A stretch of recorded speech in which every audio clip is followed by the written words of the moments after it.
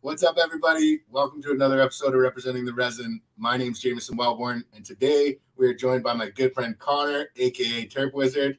Connor, thank you so much for taking the time, man. Yeah, thanks for having me, man. I really appreciate you letting me be a guest. Absolutely, man. We actually first connected, I think, about a year ago through our mutual friends, Adam and Hannah of Mission O Melts. And it's been like, I've been following you, and it's been really cool to see the amount of things that you've been able to accomplish in such a short time and the notoriety that has kind of come with it. And I definitely want to dive into that and talk about, all your recent successes. But before we do that, as always on the show, we like to start at the beginning. So why don't you tell us a little bit about, where you're from and where you grew up? I grew up in a northwest suburb. Well, they refer to it as a Chicagoland. So like an hour outside the city, northwest, in Crystal Lake, Illinois, and moved out of there when I was 19 to go to school in Colorado, and hung around Colorado for 4 years. What was growing up in Chicagoland like? Like, was it, were you in a rural setting? Were you more urban? What was that like? So we grew up in I grew up in a kind of a smaller town, and there was a fair amount of farming. But we had like a nice little downtown. It wasn't completely, like a rural area. Somewhere kind of in the middle. We were kind of lucky with our proximity to Chicago. We always had really good flour out there. I moved out before hash was really a thing, or, I wasn't really connected as a high schooler to great hash or anything. So that part of my life didn't really happen until I moved out to Colorado. What was high school like for you? Like, did you have your head in a book? Were you a dreamer? Were you active in sports? Academics weren't really my thing. I was more on the side of liking art and more of the time outside of school than in, which is that's what I was into. And then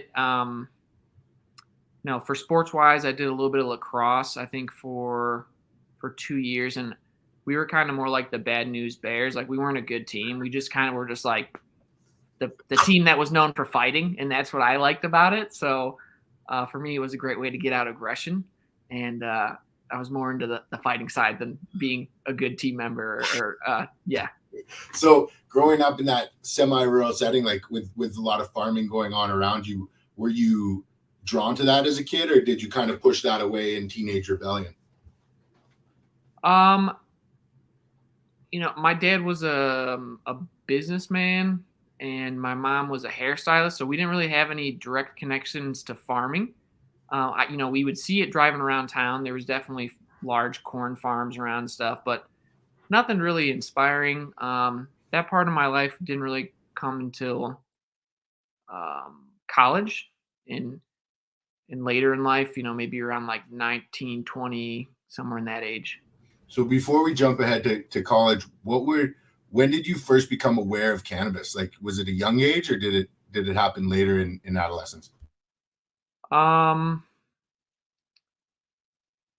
I think, I was aware of it because like the DARE program at first. And then I want to say my freshman year of high school, my buddy had me over, and he had this triple bubbler and a steamroller, and he stole some flour from his dad's room. And then after his dad fell asleep, we smoked in his house. He was kind of like, I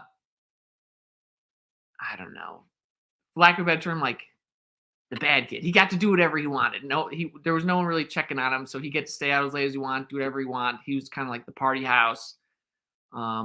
Maybe grew up a little bit faster than the rest of us, but yeah, so I think he had he introduced a lot of people in our friend group to ganja, and then maybe some other things down the line. But what was that experience like for you? Did you get high your first time? Was it memorable? Was it something you can't, barely remember back to, or what was that like? Yeah, so there's a couple things I remember about the night. Um, I remember the color of the flower was interesting because I was used to like seeing green bud and stuff like from all the pictures or like before smoking it. But he had like some red, like more of like magenta, like a very beautiful looking flower. Like whatever his dad had, he stole like some decent stuff for the time.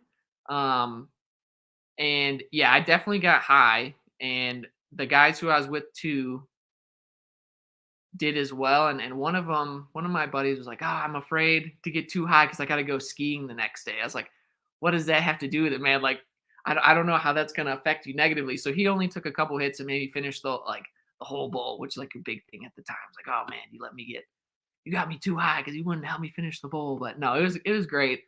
Kind of helped get the ball rolling. Like I started smoking, at the beginning of the week, and by the end of the week, I was selling it because I was like, "Oh, I love it so much. I want to figure out a way to essentially smoke for free."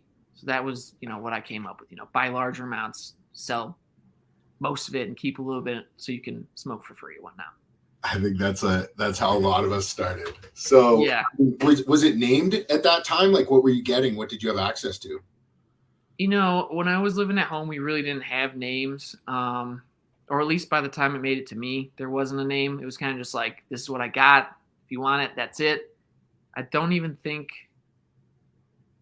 there was medical even at the time when I was living out there. I think that was pre that, or maybe like right when I left it happened, but it was for pretty sick people. I don't recall that we had figured out like how to get your card. Many years after I left, people had figured that out. Like, oh, you can just like go in and go to this doctor, say this, and then you can get it with not being on your deathbed or having something seriously wrong with you. Yeah. So what was your headspace like coming out of high school? Like, were you stoked to head to university? Did you know what you wanted to do? Where were we at? So I knew that I wanted to do something with ganja because, like, in high school, I was watching as much stuff as I could on YouTube. Like, there's a lot of high time stuff, like the early cannabis cups, like maybe some Amsterdam stuff, and like some older videos from that time period. And there was also the like strain hunters stuff. So I was like kind of more looking at the Dutch scene. I think there's maybe even a couple like videos of dispensaries in California. So I was like, oh, this is cool. I need to move to a place that's medical. So going to Colorado, kind of had that in mind. Like, all right, I got in trouble when I was a kid, and was on probation for this later half of high school, and I took it pretty serious because I didn't want to like remain in the system. So I didn't smoke for maybe, for sure all my junior year and most of my senior year. So once I got out of the house, I was like, I'm not gonna even fuck around. Like I'm gonna get this card so I can not have to worry about the law and like, enjoy how I like to relax and not have to worry about it. And so I already kind of had that idea of moving to Colorado, and coming out of high school, I had a really terrible GPA. I like I said earlier, I didn't take it serious. So when I got to community college, I took it a lot more serious. I found it being able to make my schedule and go when I want, only be there for a few hours a day, and having a motivation like, oh, this is my last chance to get out of my town. So, graduated or left community college with a much higher GPA than I did leaving high school, and was able to go to CU Boulder. Um, didn't exactly enjoy my school experience there. Um, I went from doing like a business management degree at community college, and that was fun. I liked learning about business and like just like the basics, and then going into an economics degree in Boulder kind of changed things, and that really wasn't for me. So What about that wasn't for you, Connor? it didn't. I didn't really have any passion behind it. Like learning about business at community college was really fun for me. I liked everything because like it was all applicable. Like this is real world skills, like how you start a business, how you managed finance. It was all like the 101 classes, so it was nothing like too deep, kind of just like surface level, just like good stuff to learn coming out of high school on like, this is how you can set up a business, like just that kind of stuff. So it felt all practical knowledge. Where when I got into economics, it didn't. I don't know. It just didn't resonate with me. I didn't dig it in the same way. So what was your move? So I was scared as hell to tell my parents, like call them, like I, going to this nice school, worked my ass off to get here. I was like, I think I want to do culinary school. I like cooking. I was really into cooking when I moved out, and I found this program in Boulder, so I didn't have to leave. French culinary school is 10-month program. You kind of go there, same as like a work schedule, like your 9 to 5, and then you kind of spend 8 months in school, 5 days a week, 9 to 5, doing cooking and learn the basics all the way to, how to work in a restaurant in a line in like a nice French restaurant and understand like the brigade system. And then the later half of the program, you spent 2 months on a farm where that's where I kind of like discovered my love for small scale farming.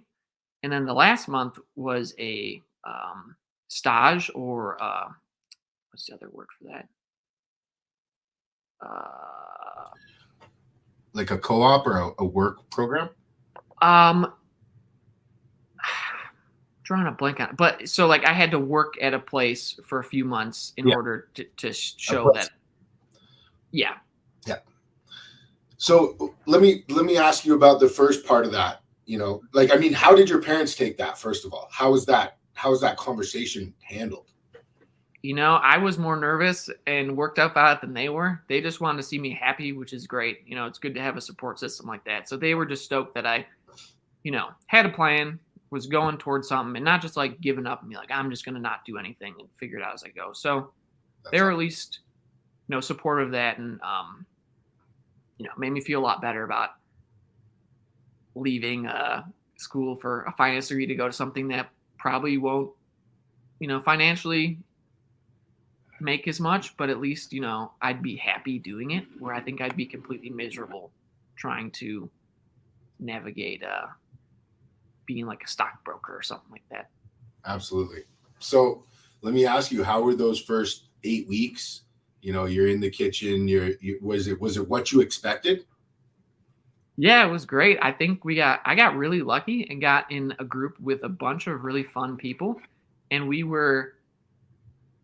I don't think we were the earliest class. We were kind of like, maybe I think we started like 10 or 11. So we had some people that weren't like necessarily the early risers. So I don't know. I just got lucky and got a really good group of folks. I spent a lot of time outside of class with these people cooking. So eventually moved right across the street into a apartment. So like what would happen is school would wrap up and then it'd be dinner time, and we would all come to my house, and one of the other classmates I moved in smoke and then cook some more. So like there's 8 culinary students going. We were thrown down. We were like making the pasta, making the stuffing, making the sauce. It was like gourmet shit every single time. It was like a great experience, especially smoking and be like, what are we gonna make now? Everyone's a good cook. There's no question.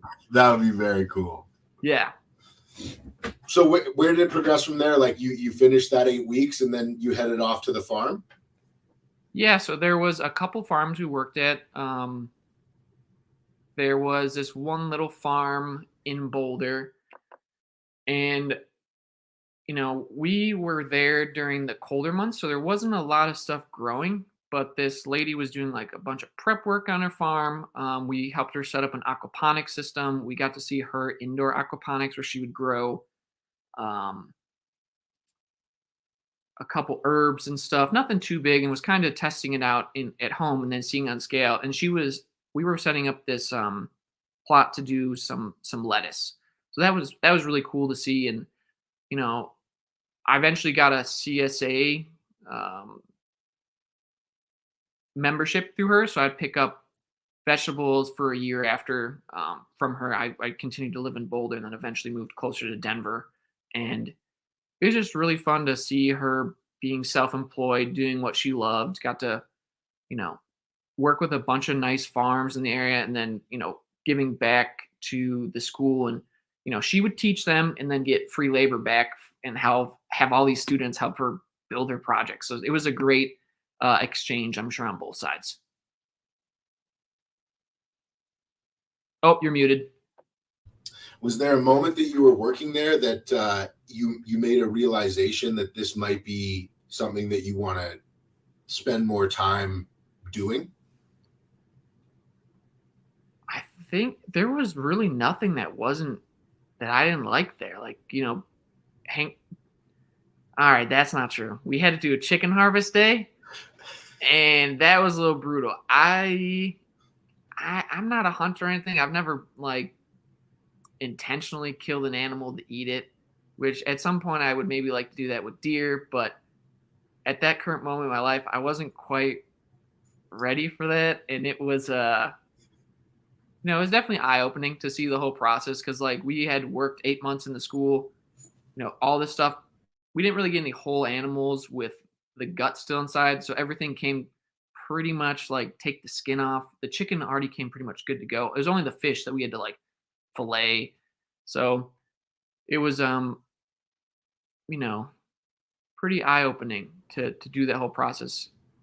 We Absolutely. did get a whole pig once, but it once again didn't have its inside, so we got to break that down. So I don't think I'll be harvesting meat anytime on our property, but at least there's outlets here where I can take it to do it if we ever decide to go that route. There you go. It's Yeah, good to know how to do it. definitely. So after you spent some time on that farm, what was next? You went for a work term, or how did that work? I remember the word I was looking for, internship. Internship. So There you go. I want to say I was like 20, just about to turn 21 when I came out. So the way that the system worked at that time, you couldn't work in the industry and the ganja legal side of the industry in Colorado. So I got a internship initially at a bakery. I got one day in. I don't know how, but somehow they didn't check my age until the first day, and I was talking to people, and then I was like, "Oh, my age came out, so I was 20." So I got fired the next day, and then ended up working at a bakery. And the first week or so was good. Coming in pretty early, 6 a.m. So kind of fucks with your social life if you're having to go to work at 6 a.m. You're probably waking up at 5 or 4, depending on how long your drive is. And then I think we got into week 2 or 3, and they kept trying to get me in earlier and earlier. And because I was the new guy and lowest on the totem pole, they're like, "Oh yeah, you come in and start the bread, start all the stuff." And I just wasn't really into that. So I had to figure out a new internship, and I found this spot in Denver that was an edible company. So I turned 21, you know, in that time period, and was able to work there, and ended up working there for a year and a half. And the one of the coworkers I had was already growing at um, his spot, and eventually transitioned in the grower at work because the person left. So when I got a house, we ended up partnering up. He moved in there, and that was the first person I teamed up with to grow. That was a really great experience. We worked together until I left Colorado, and I still talk to the guy here and there. Still growing for a bigger operation in Colorado. What that look Crushing it. like? Were you running LEDs, or were you still running high pressure sodiums? Double-ended, Yeah. high pressure sodiums. We converted one of the bays in the garage to, I think, an 8 lighter. So nothing, for some people that's big. It's compared to work, it was small. It was manageable. Between two people, that's pretty manageable. Um, and then eventually, got my basement built out and finished up. So we added a couple tents down there. And then my other roommate, I split that with him. So it would give me, we did like a 2 week on, 2 week off. So every 2 weeks I could like go do whatever. So I was renting out my house, collecting rent from them, growing in it, and then every 2 weeks I could go up to the mountains, go home, do whatever. So it was a really lax schedule and a great way to kind of transition. So after, renting out my house for a couple months and growing, and I eventually left that job at the edible place and just started being full-time grower, and weren't really doing extracts at then. I think that came probably a year into growing at the house, like maybe 2016. I think I have some pictures of some really nasty green hash I made with like a drill and a paint mixer. Not anything close to what we're doing now. Maybe it looked like the food grade that we pull at the moment. Where were you getting your information? Like, I know in the early days you were saying that you were looking around online and absorbing it there. Were you still kind of on those same channels and getting different information from YouTube and different channels like that? And Well, funny enough, it was from the gentleman who hosts this channel, Bubble Man. absolutely. So I watched countless times. I just watch it over and over and over again and try to like basically memorize the process without doing it. I think I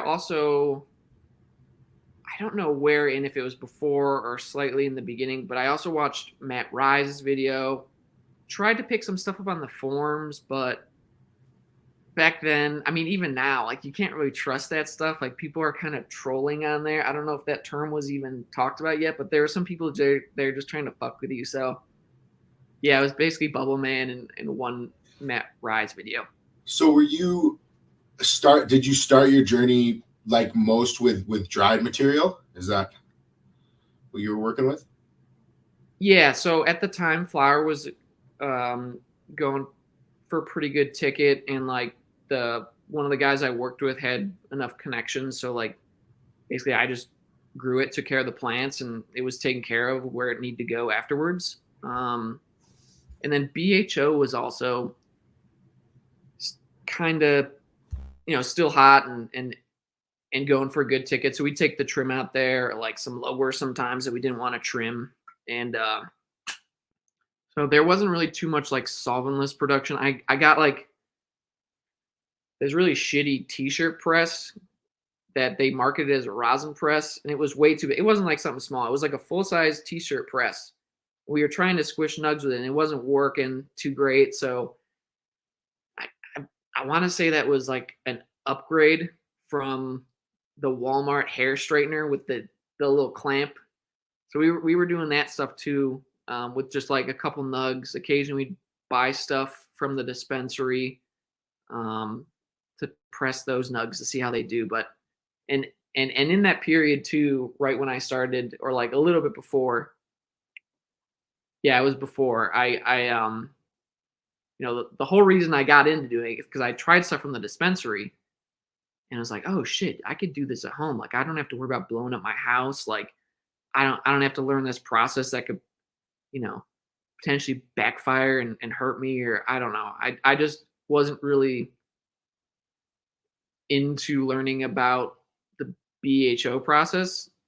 And so after trying some trichome heavy extract and some different stuff from like all greens, that's what initially got me into wanting to go down this route of making my own hash or smushing nugs, or and So you're one of the rare individuals who didn't have a foray into BHO and pushing a few cans and exploring that avenue.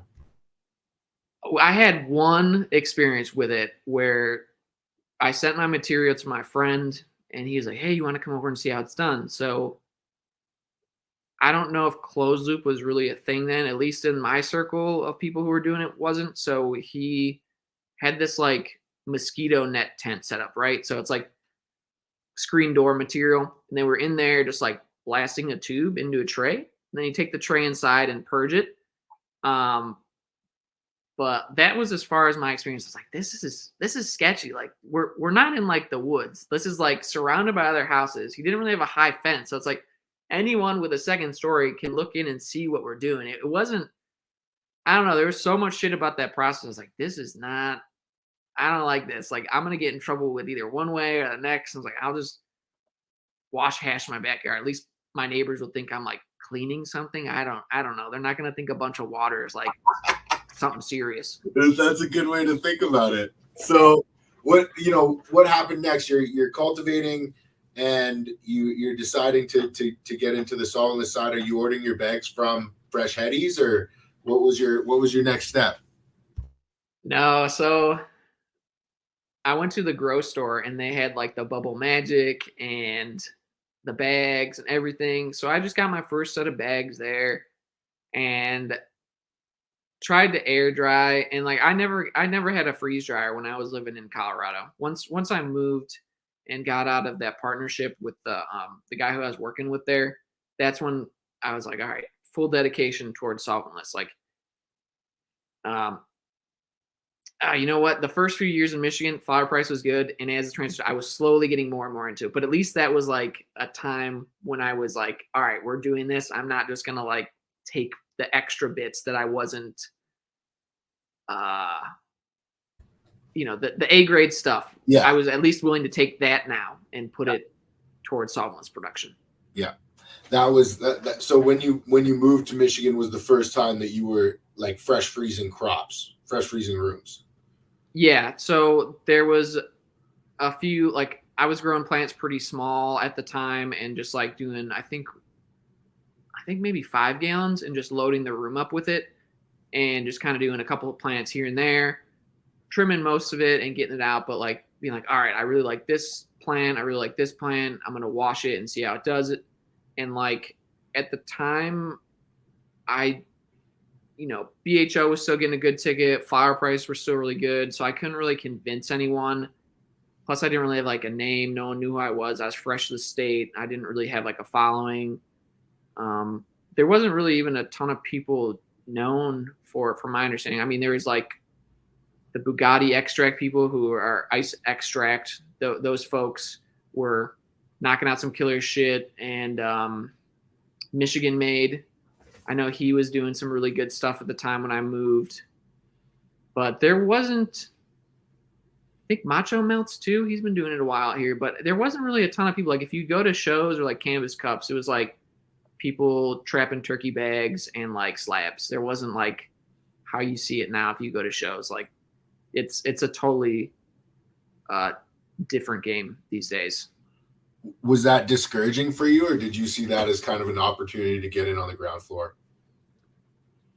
I didn't even really look at it like that. I was like, I'm gonna do what I like to do, and I think if I'm gonna go 100% with it and try to make it a craft product, it will resonate with people as long as like I'm honest and I keep putting out good shit. I don't think I'll have any issues. I wasn't really thinking about the competition or like the amount of people or anything on that level. It's more or less like, what do I like? What do I want to smoke? And how can I get good stuff to people? Absolutely. You're part of the Dragonfly Earth Medicine family. Was that a group, Josh and Kelly, that you've been following for a while through, just Bubble Man's World and things like that? Or was that something that you became more familiar with when you got to Michigan and got involved out there? Yeah, I didn't know about them until the Regenerative Conference. I think it was 2019 when I want to say that was either their first or second year out here. And so the guys who I was partnering with for a state legal metric grow, they got me into growing, with in soil under LEDs and teas. So they were into Dragonfly Earth Medicine. They used all their products.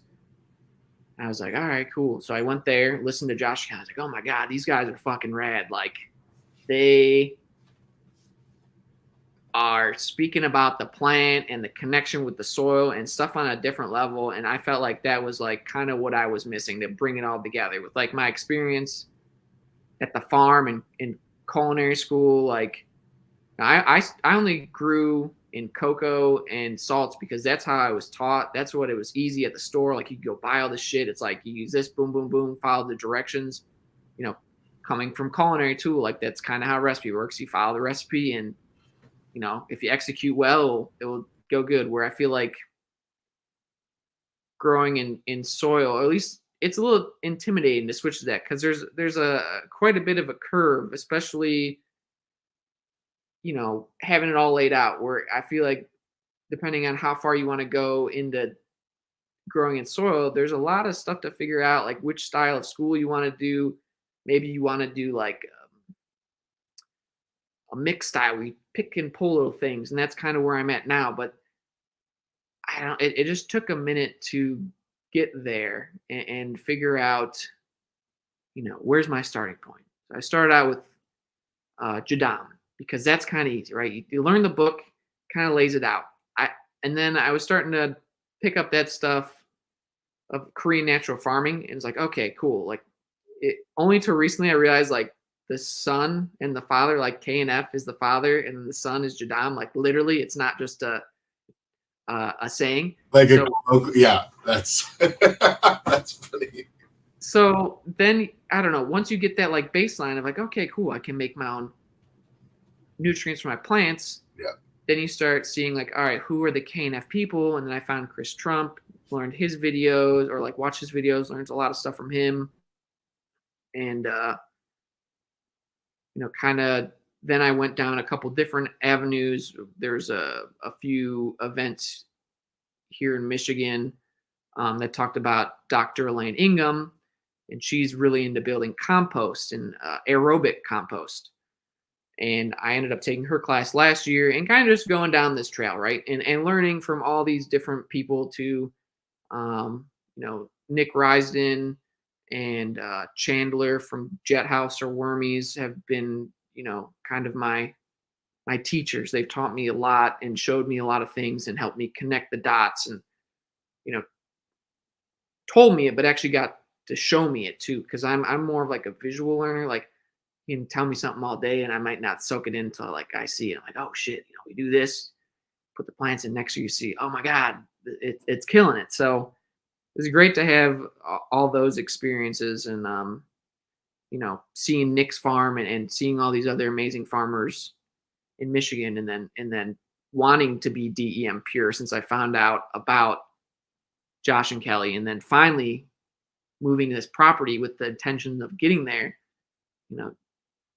Getting to that point was such a um, great, amazing achievement for us. We really worked hard for that, and it was awesome to be welcomed into that group. And I've felt, like I joined a family. Everyone who's been in it has been really nice and accepting and very generous to us. So, by the way, congratulations. That's a huge accomplishment. Thanks. For those people who are and will be listening, who maybe don't know about Dragonfly Earth Medicine and the DEM certification, can you talk a little bit about what that entails and the efforts that you had to undergo to achieve that recognition? Yeah. So, Josh and Kelly put together this certification that is free, and it's more like a family than a group of farmers. Everyone's pretty tight and pretty giving of information and genetics and their time once you've shown the effort that you put in to be a regenerative farmer. And the certification, it comes down to, at the bare minimum, you have to be operating 6 closed loops on your farm for a year. No synthetic nutrients. They have a great list of their tenants on their website. Can you give an example of a loop? I'm not asking to of course you don't have to list all the but like for the people at home to understand a little bit about what closing loops are and what that's like for you. Can you talk a little bit about that? So closing a loop would be taking something, and I'll give an example because that might be easier than me trying to describe it. So say we're growing ganja, right? We take all of the scraps of the ganja, the leaves, the stems, maybe any of the littles. If you wash hash, the water, the spent flour, and then returning it back to your land and then growing in it next season. So either through compost or directly spreading it. That's closing the loop. So you can do that with a bunch of things. The easiest example is for sure compost, like growing your food. You can apply that to food too. But like cover crop is one. Building hugelcultures, so like taking stuff from the woods and now putting on your soil and amending it and growing in it, and then just keep returning. So that would be an example. I've been asked this question before, and I felt like I've never really had the greatest words of describe or like I think giving a definition, but I think you did a good job. I mean, Josh and Kelly have done an unbelievable thing building this community and being able to educate so many people on regenerative farming practices, and more people need to understand what closing loops are. And I think starting with food and ganja and composting that into the soil and kind of going from there is the right way to look at it. So I think you did a really good job. So yeah, talk to me a little bit more about getting settled in Michigan. Like, how quickly and how welcoming was that community? Like, I know you've done some work with Lime Rising Farms and Nick Risden, processing some material for him. Like, how quickly were you able to get in with that community that existed in Michigan?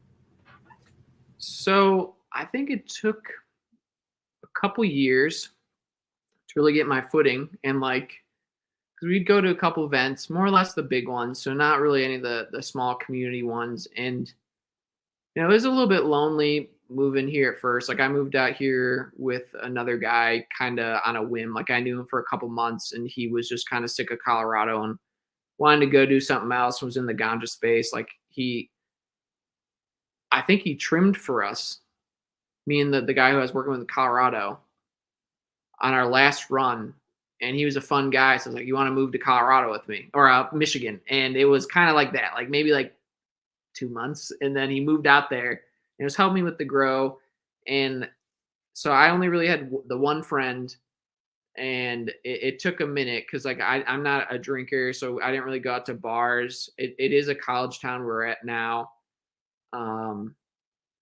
So yeah, it took a second, but like after I started going to these more soil based or like community based events compared to vending, that's when I felt like I was starting to make friends and like get in uh the Michigan community. And I feel like in the last couple years too, there's been a real surge of these caregiver events, and I've been getting to know a lot more people, and the same faces are kind of around. So, but yeah, I think, I don't know, 2.5 years, I really started to feel a sense of community. And then the situation with Nick specifically came from someone promising him to wash his stuff and then not following through. And he's like, man, I got all this stuff frozen for this guy. He told me how to do it, and he just ghosted me. And I was like, I can give it a go. And I believe that was March of like 2020 or something, I want to say. And it's been a pretty good relationship between us. I consider him a friend, not just uh, you know, a colleague, or I don't know how you want to put it, but yeah, it's more than just a business relationship. We talk on the phone a couple times, a few times a month, and I go out to see him every once in a while, and I've been to his baby shower, his birthday, and a couple other things. So That's very cool, man. It's cool to see that it seems like there's a strong community out there. How do you like, or compare the Michigan framework and experience to what you were experiencing in Colorado in a more mature market over there?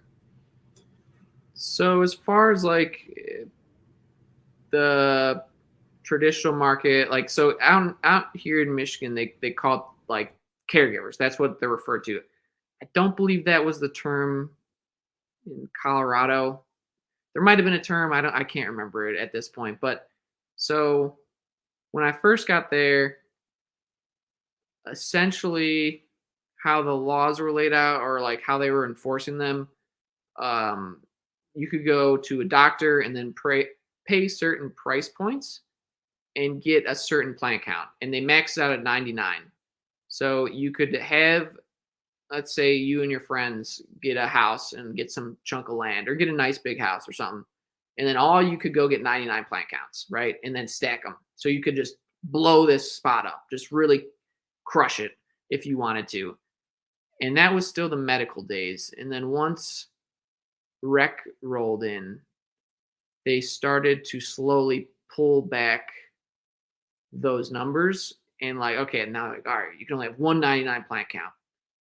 And that might have been right a little bit before legalization. I'm a little fuzzy how that came about, but and then they started going further and further down. Like by the time I left, 36 plants or something was the max you could have. And I was like, all right, we're going a little bit more than that. I should probably leave if I want to keep growing like this. Like we're trying to keep moms around, clones, filling up an 8 lighter and the tent in the basement. And so, and then, you know, I saw a family in Chicago. So I wanted to move close to them and still be able to do what I was doing, but also not too close where they could just pop in whenever they want, be able to spend holidays and stuff, but not be like, oh shit, they're here. Like, so, um, yeah, that's how Michigan got picked. I think the specific town I'm at now, I want to say I heard someone in my like choir class in high school be like, oh yeah, I'm gonna go check out this school in this town. I was like, that's a cool, interesting name town, and I remembered it. And then I was looking at houses here, I checked out like 3 towns, like the big ones, kind of closer to Indiana's border, so getting closer to Illinois. And yeah, ended up picking this one because moving from the Denver area to out here at the time, and selling my house at that market, it was I was like blown away with what I could get for the price I sold my house for. Like, wow, I can get a lot more land and I can get a house twice the size, and taxes aren't as bad, and be close to my family. So that's kind of how we settled on this town. And then the place we're at now kind of came a little bit later. That's very cool, man. And that's the place that you got DEM certified. Correct. Yeah, the place I was at before was like in a suburb, and there was an acre, and they had a lot more stricter rules with what you could do. And we were at like the top of a hill, so growing like ganja outside would have been a little tricky. And I mean, my neighbors there were really nice, and time to time would smell what I'm doing, but I just felt like there was a lot of things leading us to move. It was a turning point in my life. I talked a little bit about this in the hashtag interview I recently did, but I had that partnership that I mentioned a little bit earlier fall through. There was just some differences we had between the person who owned the property and me. So got to a point where I was like, man, either I'm gonna continue down this path and try to go on the legal metric side and take out all these loans from family, friends, and my family. And like the properties we were looking at were just insane price. And I was like, man, I don't think I could do this. Like this is a little bit too scary to do it all by myself and like hire all these people and rely on it. And like I don't want to be pulled farther from the plant and be basically a manager. I'd rather be in the garden every day and have as much control over my garden as possible. So I was like, I'd rather like get a mortgage for a house and take out a loan that way and be able to, at least if I fail here, right, that's on me. Like if I fail on a metric, right, that could be a lot of other stuff because maybe I mismanaged. Sure, it all comes back to me at some point because I'm running it, but like I'm not having my direct hand in everything like I would here. So that's kind of how we found this property and got to this phase or chapter in our life. Yeah, I think that, a lot of individuals who have tremendous amounts of passion for the plant try and get involved on the legal side and do everything right, but understand that if they have to oversee everything being done right, their time with the plant is next to none. And I think good on you for recognizing that it would head towards that quickly and understanding what you needed to do, because I think a lot of people get really frustrated by trying to push forward and get further and further away from the plant. I wanted to ask you about a little bit about your lab. I've been lucky enough to be able to smoke some of your hash, and it's incredible. I definitely think you're one of the top makers, and look forward to any chance and opportunity I have to get to taste any resin that has come out of TERPWIZARD's lab. So I want to ask, let's start at the top. What bags do you use? Do you prefer to use a specific brand or company, or are you kind of agnostic and use what's around? So I started out with ice extract. Unfortunately, kind of the mentality, right, in America is right, like the most expensive must be the most best, like, or the biggest is the best. So we were using those. I really liked them at the time, and I didn't. They were also at that moment when I was using them was a Michigan-based company, so I loved the idea of supporting a small Michigan-based company. Once we got from the collecting in a 5-gallon set to a 20-gallon, I found out about Resin Evolution and their whole full mesh, which was, a lot easier to get that water to pass through. So we use Resin Evolution for our bags. Another reason I really like that company is how affordable the bags are in comparison to other companies. So I'd say we change our bags out the whole set 3 or 4 times a year, just to make sure everything's like staying as clean as possible. Right after outdoor, I for sure change everything. Like after I'm done processing people's stuff for the year, and kind of just every season try to change them out and get fresh pairs in there to just keep everything clean. Because even we clean everything and do our best to keep it clean, but sometimes we take a risk and run something for the first time and it's just gunks some shit up and just gets it gnarly, and it kind of just goes downhill from there. So that's the bags we're using.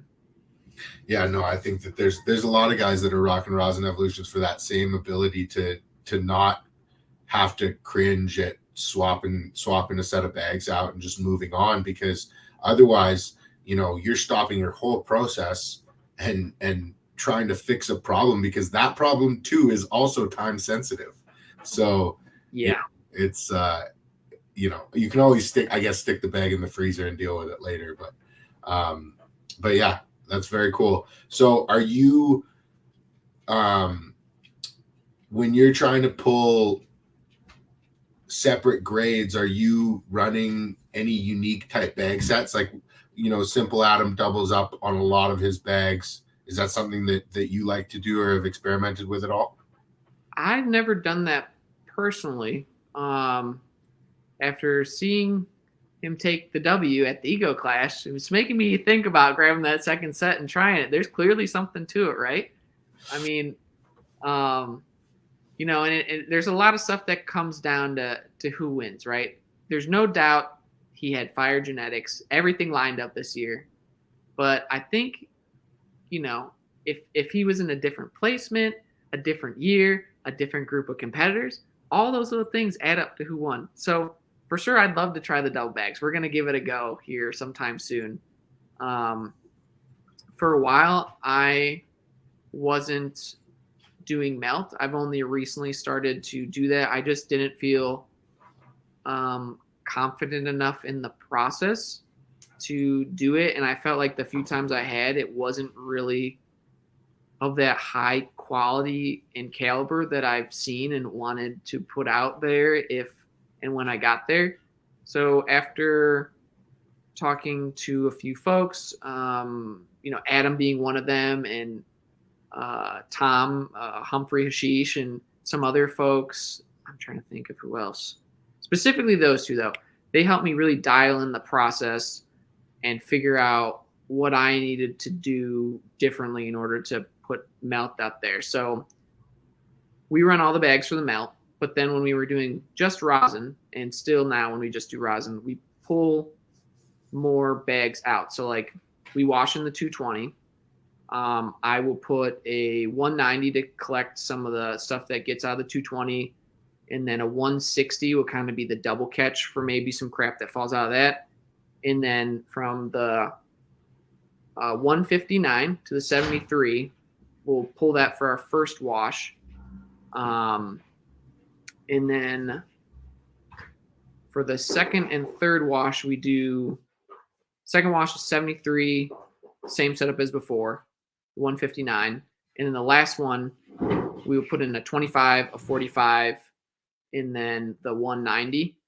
And we combined that third wash, 45, 189, the second wash, 73, what was it, 159. And we have like first wash is our like A grade, release that by itself, and then we have that full spec from those other two. So that's kind of how we will set up our bags. And do you find that quality to be consistent through cultivars, or do you see like variability in the consistency of the full spec versus the A grade or the first pull? Are you talking about you're talking about from strain to strain, a little bit of differences? Yeah. Yeah, sometimes there's certain strains that will just like the majority of the resin will come in that first wash. Like, I think Schwale, I'm not exactly sure how to say his name, but he talked about the weak neck trait.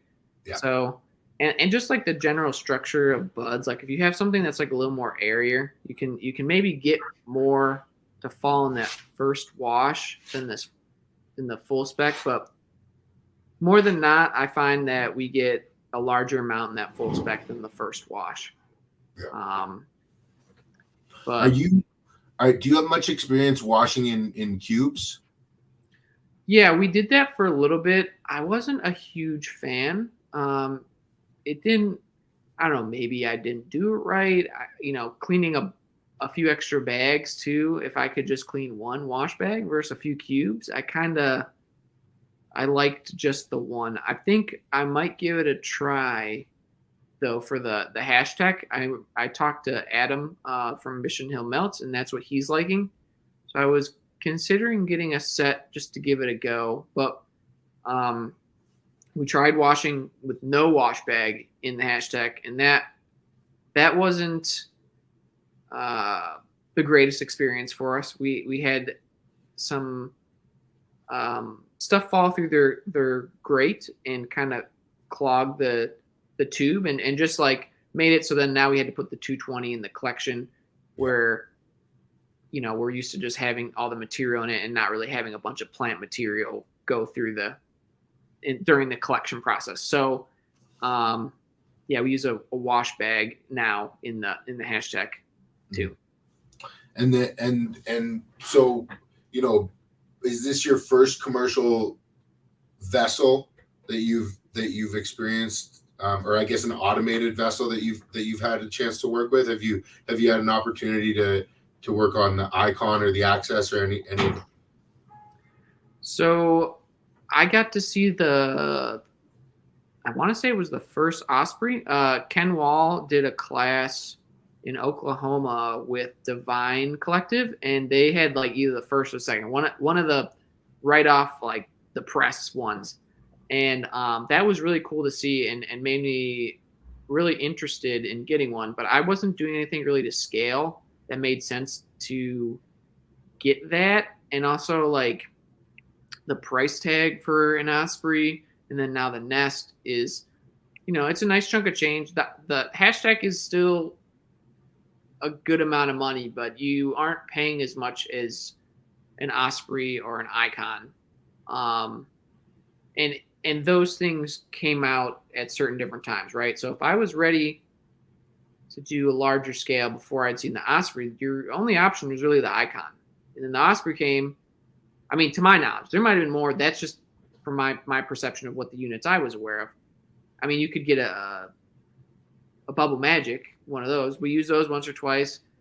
I never really dialed in right. I know people have done good work with it. It just I felt a lot better doing it by hand and controlling the variables. But once I'd heard about hashtags a couple months before Moth, but I didn't really see a bunch of companies using it, and like didn't see a lot of information of how it ran. So I was like, all right, well, it's a little more affordable, but I don't know anything about it. And then hearing Kaya got one, I was like, oh man, this guy's been washing by hand for a long time. I'm gonna really look into this, and um, you know, ended up pulling the trigger. We have a 25-gallon vessel and a 50-gallon vessel, and placed the order right before harvest season out here, and that was it was a godsend. Like, really made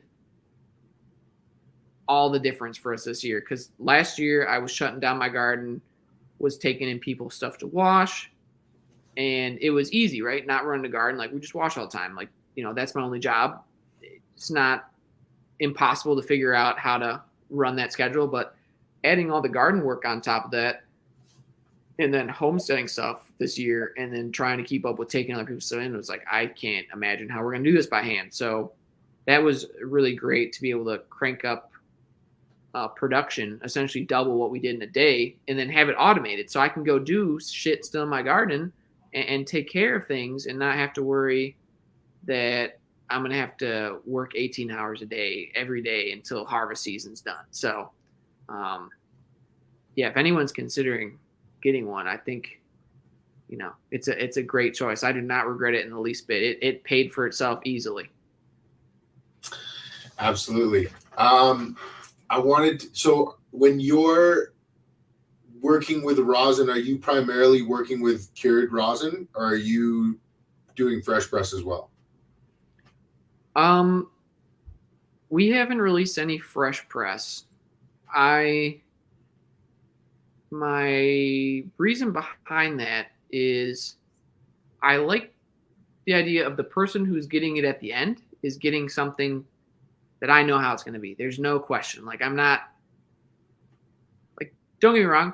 There's people who love fresh press, and there's some people who love, whipping it up after, but it just didn't sit right with me that there's a lot of variables that could happen between here and there. And so that's why we only release a cured product to folks, because that I can control all the variables. Like, at least I know how it's going to be presented to the person. Absolutely. As far as your preference goes, do you prefer melt over rosin or rosin over melt? So at the beginning, like Colorado, when I first discovered it, we were like,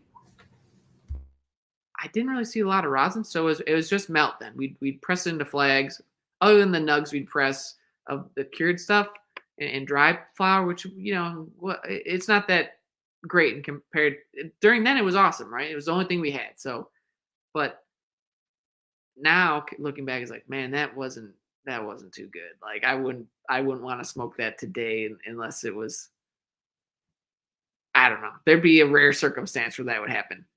But yeah, so there was a phase right beginning, melt, moved out here, pretty much all rosin. I loved rosin, and then more recently, now that we've been doing and making melt, I have really fallen in love with it again.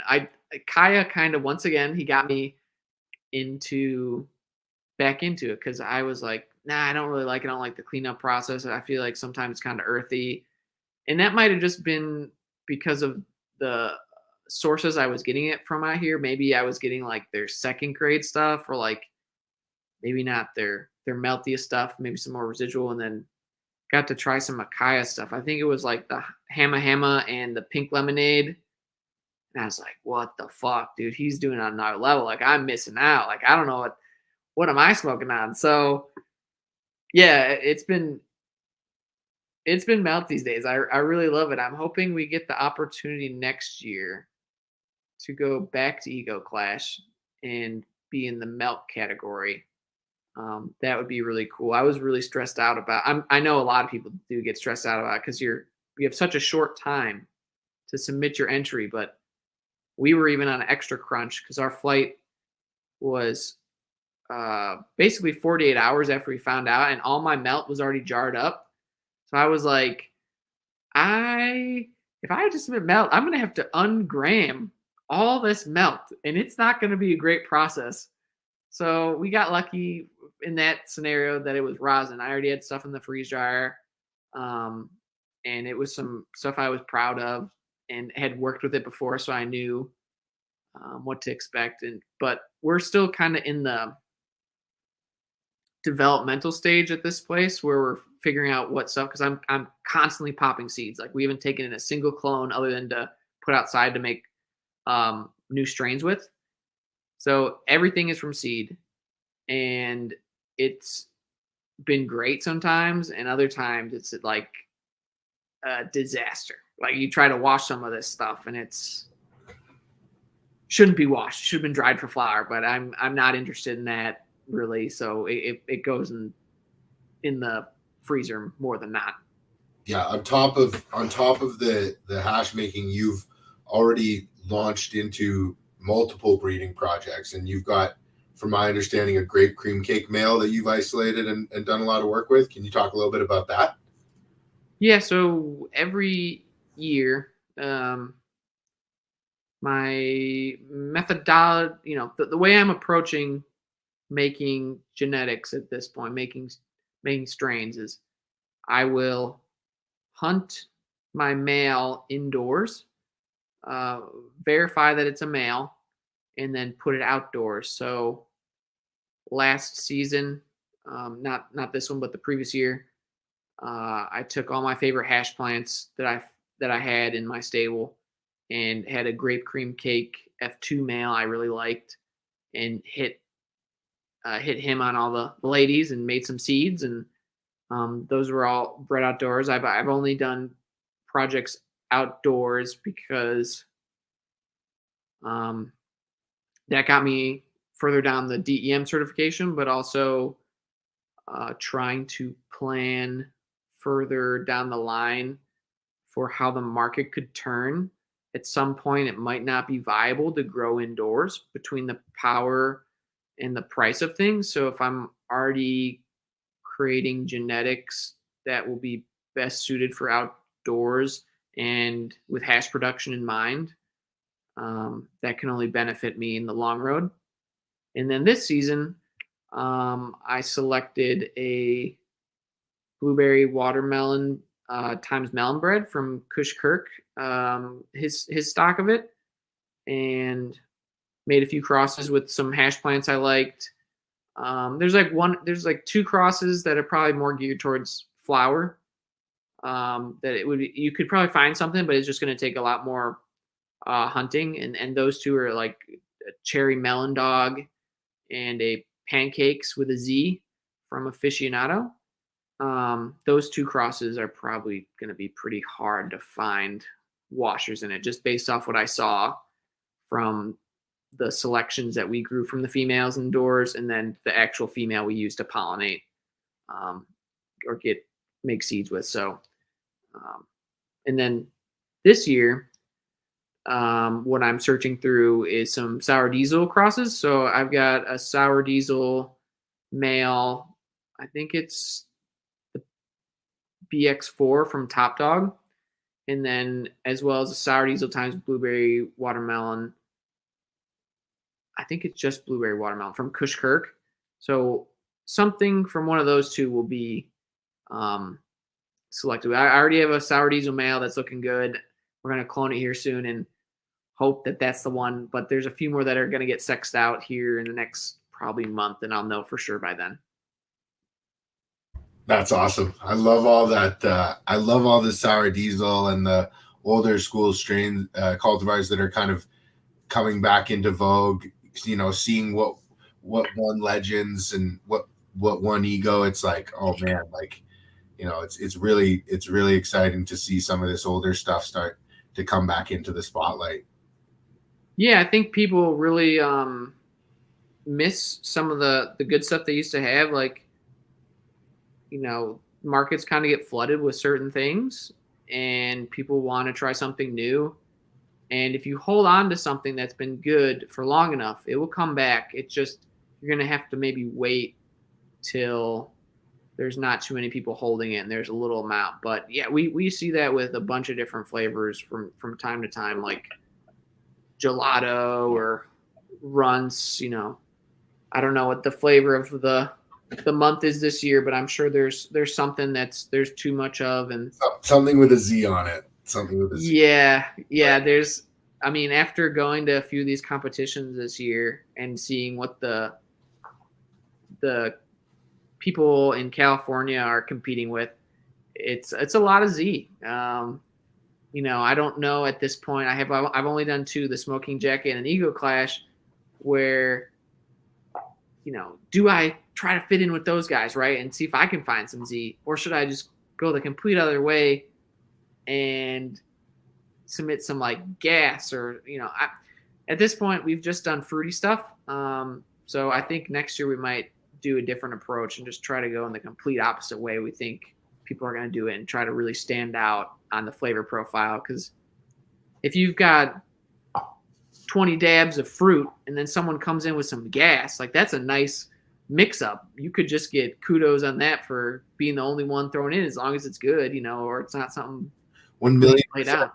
1,000,000%. Like, there's strategy to hash competitions the same way that there's strategy to like world championship figure skating, where you're like, oh shit, okay, how is it being judged? Who's judging it? Where's it being judged? What are the actual parameters and setup going to be like? Who's competing? Okay, factor all that in. Okay, and if I have access to like a full palette of flavors, like, oh yeah, no, I'm competing different flavors in different competitions for sure.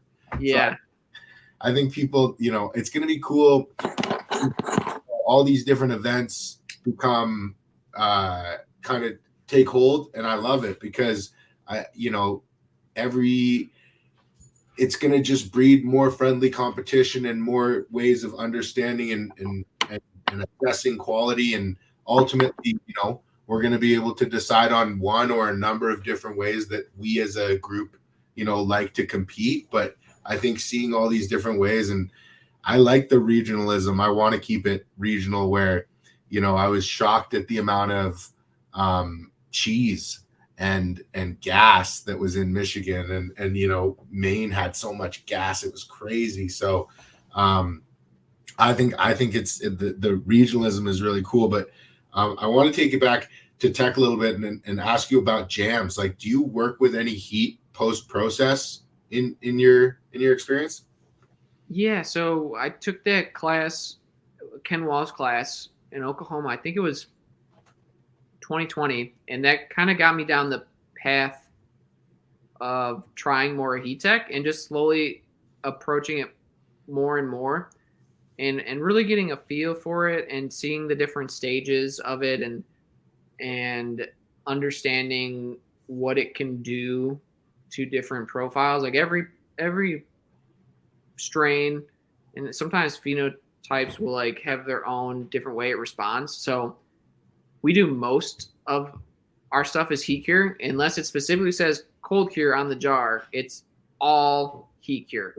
And I think, some strains it works really great with, and then other ones it does something maybe you're not trying to go for. Like maybe an example of that is if something's fruit forward and gas on the back, sometimes those things can get flipped, and like the gas is now present in the front and the fruit's kind of somewhere in the back. And it's interesting to see that. And then I can always push the consistency to be always a wet batter. Like I've got no question if, I've worked with GMO in the past and maybe I wasn't pushing the cold cure far enough or just the way I was cultivating, but it would like always come out dry. And then once I started doing heat cure, I can always get it wet, or I can push it into those like micro crystal kind of stages, or even as far as jams. And that process has been really cool to figure out and see, like when certain separations or things happen, I can like, all right, cool, I can pull it out now and expect it to be wet batter. I can pull it out like this, and I can it can be maybe a little more viscous and almost be like kind of grainy, almost like what's a good way of describing this? It's like maybe like a wet sand or something like that. No crystals in the sand or snow. Yeah. Yeah. That's super interesting. What did you the Bicket, was that cold cured? Not unless it said it. It was probably heat cured. That's wild, man. That's crazy. Gas responds really well to heat cure. Mind you, I'm not really someone who knows all the terpenes and the boiling off points. Like I know what I like, but I'm not really behind. I'm not a huge. We're not always sending stuff to the lab to get tested, so I don't really know. Like, oh, this strain has myrcene and whatever. So I just know that the heat cure process responds really well to gas. Something about the temperatures or the timings that we use doesn't really change the profile too much. It's pretty consistent going in as it comes out. Interesting. And what's been fun is when I do the same strain side by side, like we'll have something going into the jar, pull that, swap it out, and then have this one cold cure and this one heat, and then hold them up to someone's nose at a show or something, like, which one do you like more, without telling them. It's more than not been heat cure. And then when I tell them this is cold cure and heat cure and be like, hey, which one do you want to buy? It's funny that people will be like, oh, cold cure, because it's a more sexier term or something, man. I don't really have a great way of describing it, but when you say heat cure, people like are all poo-pooing it, and then if you just blind test it, like, do you have like, because like for me, it's 1 out of 10, if that are gonna jam up better than they cold cure out. And like, I'm not saying that you don't know what you're talking about. I know you know what you're talking about. So it's so interesting to me, that you must have your temp styled or something where you're able to produce a product. Because my experience is more likely than not, if I can't look at it and you tell me, do you want the jam or the cold cure of it, I'll take the cold cure. Yeah, no doubt. I mean, and next time we run into person, if I've got both jars from the same thing, I'll blind test. You might be able to tell by the look. So if you can just smell it and do it by that. Herb style cheesequake, straight up and down, was one. I had the cold cure, I had the jam, and the jam was 10 out of 10 better than the cold cure. They were both phenomenal. Shout out to Herb style, but that was one where I was able to be like, oh no, the jam is better here. MTS Farms had one that the jam is better, and Canadian Dabs has one for me that the jam is better. But those are like one hand, you know what I mean? There's not a lot. Yeah, and you got cheesecake one, so that's on the gassier side, right? Yeah. I don't know about what the other guys had, but it would be interesting if those are both on the gassy side too, because they're one definitely gassy and one leaning. I mean, one's more candy. One's much more candy, but yeah, no, that it's interesting. It's just like, I think you having a good understanding of what you're doing and knowing when to stop and take heat off is going to be able to, do a lot better than guys who maybe are just hoping and just putting it on heat and, because I've had some jams personally more often than not where I go, I would, the cold cure. It's interesting. It's just an interesting observation. Yeah, I'm probably far and there's not too many people doing it that way, which is fine. And I get pretty good reception on what I'm doing, Oh, so it's nice that whatever we're doing different than the other folks, it's being received well.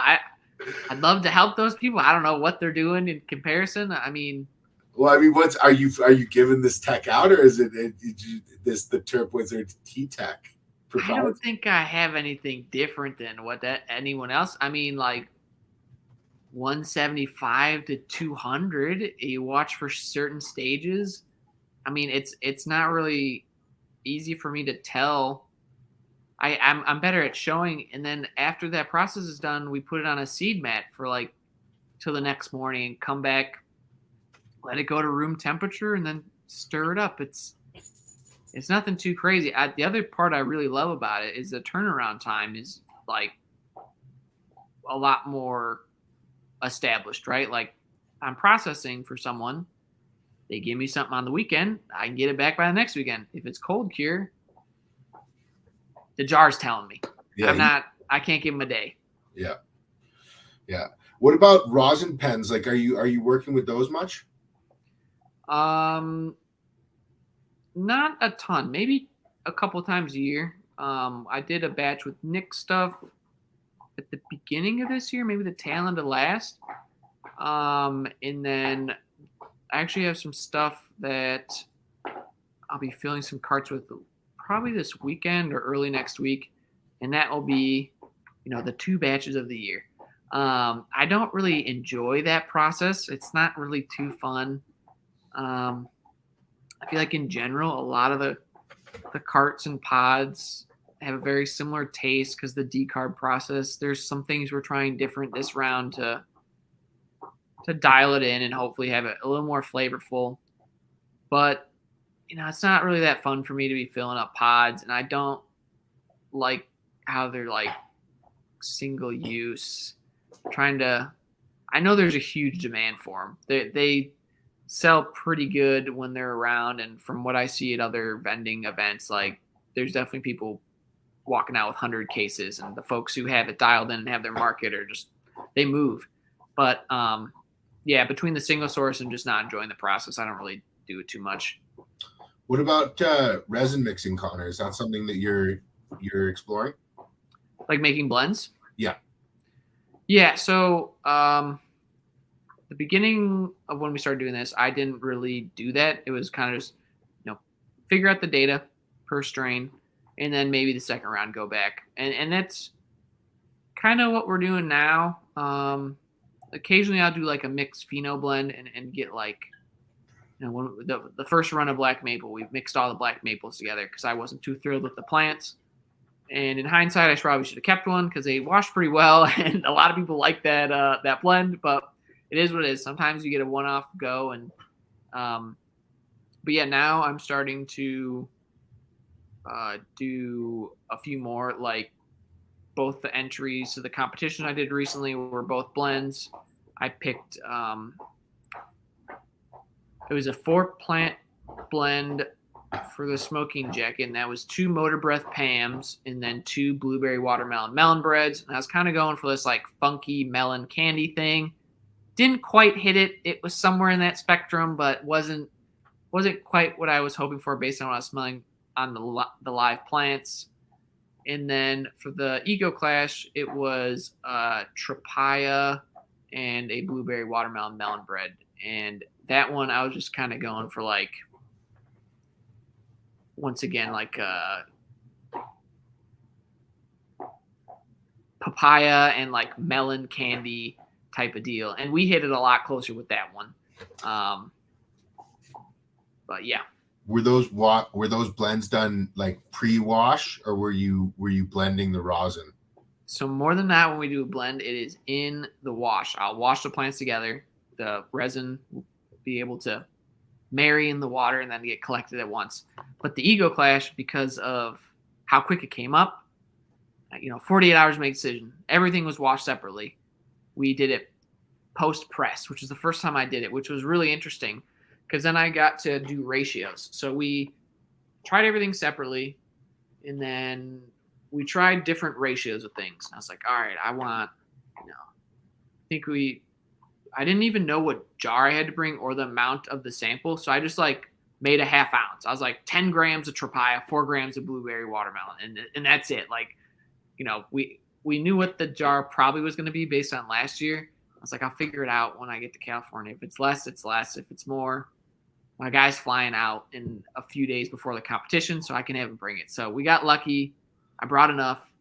And, going to that, it was a really great experience. I had like a short list of things I wanted to accomplish. And when we moved to this property, and one was getting DEM certified and the other was going to the Eagle Clash, and those happened within months of each other, I was like, man, my list is complete this year. I need to really fucking come up with some new achievements and figure out where I want to go. So that's very cool. So that was your first Eagle Clash. What was that experience like for you? It was really nerve-wracking, man. I had, my stomach was fucked up basically till the day. Like I get, my nerves are in my stomach. That's where I think it happens for a lot of people, me specifically. So I just felt like not too great, like leading up to that event, because of the nerves, like the whole rush process, and then be like, well, this is the best I got. This is what I got in my garden at the moment. Like maybe next year I'll have more selections and like more things in flower that I can pick from and have an idea what time of year that'll be. And it was great to meet some of these people that I've never met before. Making it past that brutal cut in the room. I was downstairs when that happened, and I got word downstairs like, oh, one of the wizards got cut. And I was like, oh no, man. Yeah. And then, finding out it was not us because we came out from Michigan. I extended my trip. I flew my guy out like on my dime. Like I paid for him to go out there. I paid for his whole trip out there and let him smoke that really fucking sweet experience as a major thank you for busting ass this year. And I would have just been so fucking bummed that I spent all that money and time when I could have been in my garden harvesting and getting back to it just to get cut before the competition. But no, it was great. I learned a lot of things, right? What to bring next year profile-wise. Get the food early. Don't fuck around. That shit sells out. After people get in halfway through that competition, they're hungry. Oh. And I took care of my guy too. Brought him up food, made sure he was good. And you're the best, bro. Mission Hill took care of me. Whale Oil was there taking care of me. It was so special. That was really cool. It was a really cool event. It was cool to go from Legends to Eagle Clash, and like it was like two really, really, really cool experiences. So I was very blessed to be a part of. Yeah. No, that was a wild trip too. So we went that same week. Dragonfly Earth Medicine hosted a hive gathering, which is essentially it's opened up to all the people in the collective and friends too. So not just the farmers. So there's some other folks there. And that was such a yin and yang experience, right? Like going to this very heady experience up in Humboldt at Heartwood Sanctuary where Joey Berger grew up, and he was there and got to share some stories from his childhood and how that area transformed. And then, going to that and like also the two markets, right? Like a lot of the DEM farmers who were there were legacy farmers that transitioned to mainly being like legal farmers now, playing in that system and hearing the woes of the market and how hard it's been for them in that process and adjusting to making that thing work, and then going to the Ego Clash and seeing the people who stuck around in the traditional market for the most part. And, they're not talking about the same problems, and the way they're dressing too, like, the maybe more people at the Ego Clash wear their wealth or have their wealth in their pipe or something, but it was just way different, dude. Like, in a cool way to be like, this is a great representation of maybe both sides of cannabis events in California. Yeah. I think the heady boy culture, you might put a little bit more money into your pipe than the dragonfly hive gathering culture. But, yeah, for sure. I mean, there was still some cool heady pipes there, like for sure. I would have loved to gone. I was actually blessed and super thankful. I was invited by Josh and Kelly, and I was just doing the Terp tour with Taylor, so I couldn't make it work, but it looked like such a cool gathering, and I think like that stuff's super important. And I know Josh and Kelly plan to do more of that, and so I'm definitely planning on making one in the future. yeah, it's a really great time, and my partner Lacey, my fiance, she doesn't really go to a lot of the vending events or anything like kind of on that side of the ganja scene, but she'll go to stuff that's community building and talking about farming, and it's more about um, the processes and doing that. So she went out with me and got to meet the whole Dragonfly Earth Medicine crew, and then for a short amount of time, she went to the Ego Clash, and it was funny to hear her perspective on both too, because her not really being in that culture or not really having much to do with it other than if you weren't just like bathed and born and living inside that small niche of culture that we choose to live in, and you just were dropped into the Eco Clash, yeah, you would not. Oh my gosh, that would be a thing to see for sure. yeah. No, we ended up walking up to the cave or whatever that's called, and then going to the barn, and she's like, I'm gonna go back to the car and I'm gonna take a nap, and you just come get me when you're done. I was like, all right, cool, that works for me. Like, this isn't your thing, and I'm glad you support me, and we don't have to do everything together, but I appreciate how you're here, and you value what I do. And we got to spend a lot of really great time and meet some farmers at the DEM gathering, and see how it is to be a multi-generational farm, and meet people who have been doing it like that, and then seeing some of these kids and seeing how they function as a family. I kind of was, honestly, it was really inspiring for me. It's making me want to have kids now, because there was I'm still kind of maybe at a selfish point in my life where I'm like, I don't know if I'm like, I don't know if I want kids, because I like how my life is structured. I don't know if I want to have that responsibility yet to have to make these sacrifices for someone to grow up. But now seeing how those people did it and how they incorporated them into their lifestyle, and it's very inspiring and makes me want to maybe get to that chapter in my life sometime here soon. That's very cool, man. That's very cool. We'll see. I'm gonna have to get out to one of those. I love what Josh and Kelly are doing, and I'm a big fan of Dragonfly. They've got a huge position at Melting of the Heads in New York. They're gonna have their own lounge space, and I'm just super stoked to hang out with them. So it'll be super good. But one thing I meant to ask you earlier was, you have a lot of experience cultivating indoors, and you have a lot of experience cultivating outdoors. What are your observations about the resin indoor versus outdoor? So I'm still pretty new as far as an outdoor cultivator goes. Like, I really only have 2 seasons behind my belt, right? When I moved here, that was like my first one, and we did a breeding patch. We made seeds. And then this year, ran that too, but did But you've seen a lot of outdoor. You've worked with a tremendous amount of outdoor material. yeah, I think in general, right? This is just, don't take it as law, anyone who's listening. If a plant is washing well indoors, I think it's only gonna be better out.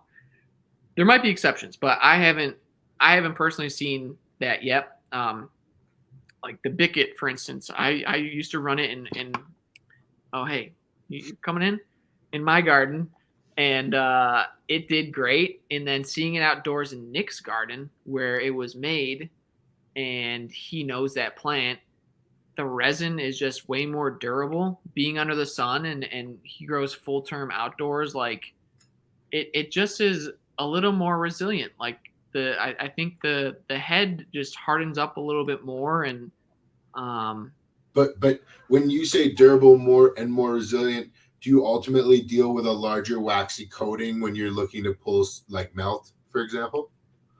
so I hadn't we haven't tried to pull melt from Nick's stuff yet, and I haven't.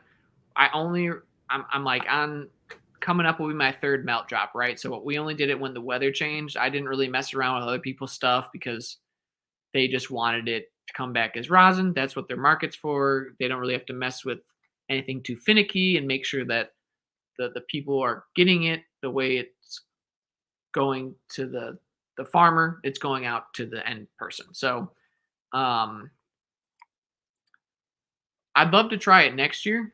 I know Chase Organitron, he did some melt with Nick stuff, but I don't think we've really talked about that yet and how that was. But um moving forward next year, we won't be taking on as many people. Like I plan on working with Nick again, and there's another farmer out here, Tommy Tricombe, that I will continue to work with, but I just kind of I don't know that people expect a lot, and I'm just kind of over over dealing with other people's bullshit when they're thinking, every once in a while you get someone assuming like, oh, did you take from me or something like that? And it's like, yeah, your GMO hit 7%, and then the new strain you're testing that had no idea if it's wash hit 2, and you think I'm taking from your 2% when I would have, theoretically, right? Why wouldn't I take it from the GMO when it hit 7? I would. It just like I don't know where the logic's at, but there's been That's some situations dealing like that. It's like I don't know. I'd rather just work with myself, and if something doesn't wash, I don't have to explain it. I know why it didn't wash. It wasn't meant for that. yeah, 100%.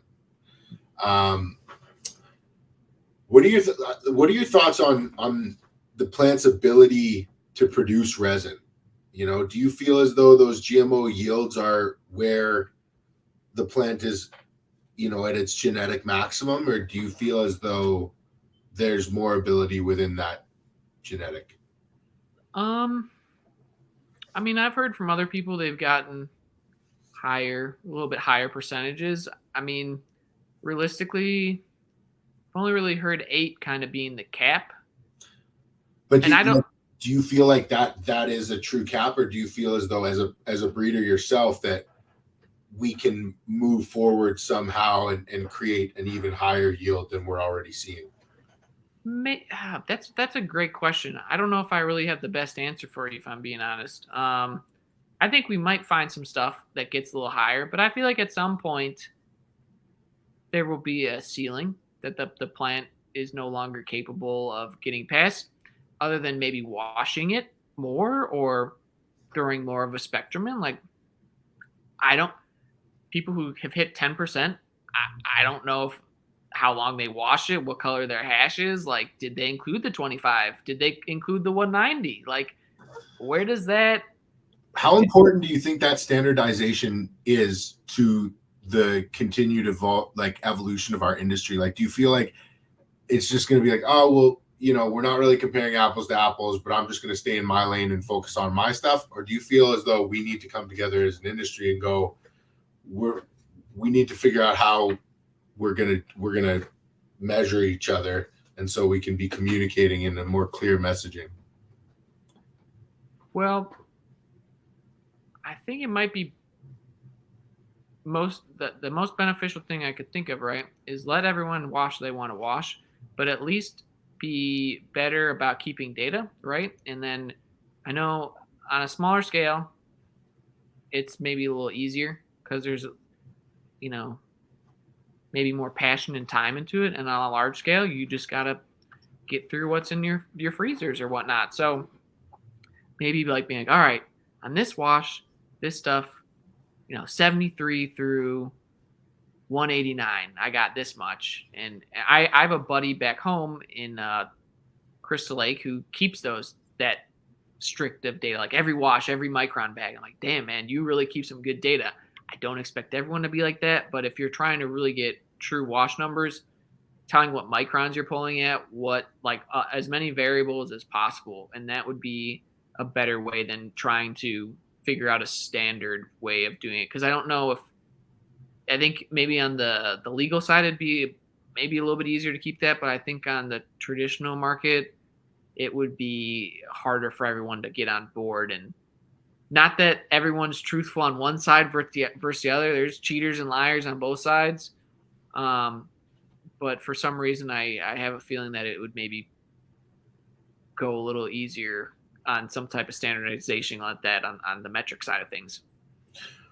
What's the biggest hurdle in Michigan for a small craft grower like yourself transitioning into the metric side of things? Like, is it a cash? Is it an access to capital issue? Is it a zoning issue? Is it what's the biggest problem or hurdle that you think that is faced by a craft grower like yourself? Well, I guess it depends on how big you want to go, right? I think the biggest issue would be the way the legislation's set up for being a caregiver, because they have limits on the amount of flour you have.